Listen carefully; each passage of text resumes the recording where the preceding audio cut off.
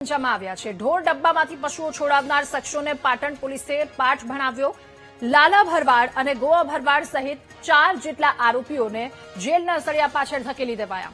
નરાધમોએ પાટણ પાલિકાના સીએનસીડી વિભાગના કર્મચારીઓ સાથે દાદાગીરી કરી હતી। જો કે એ દાદાગીરી બાદ હવે કાયદાનો પાઠ ભણાવવામાં આવ્યો છે ચારેય આરોપીઓને।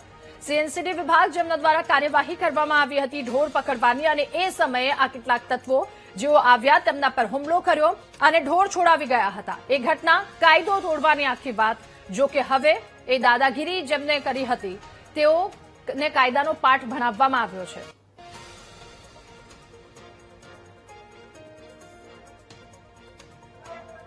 નગરપાલિકાના જે ઢોર ડબ્બાના ઇન્ચાર્જ ક્લાર્ક છે તેમના પાસે કાયદેસરની ફરિયાદ નોંધણી કરાવવામાં આવી અને એફઆઈઆર થઈ પણ ગઈ છે।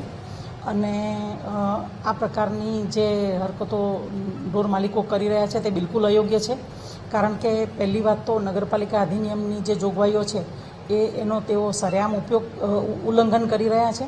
અને ઉપરાંત જે નામદાર કોર્ટની માર્ગદર્શિકા છે એ માર્ગદર્શિકા અનુસાર પણ તેઓ ચાલતા નથી।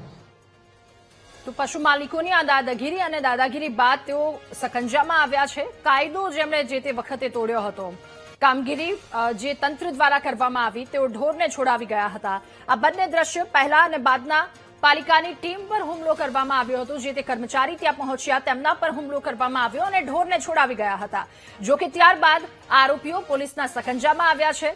સીએનસીડી વિભાગ પાસેથી પશુઓ છોડાવી ગયા હતા એ 4 વ્યક્તિ કે જેના પર કાયદાનો સકંજો કસાયો છે।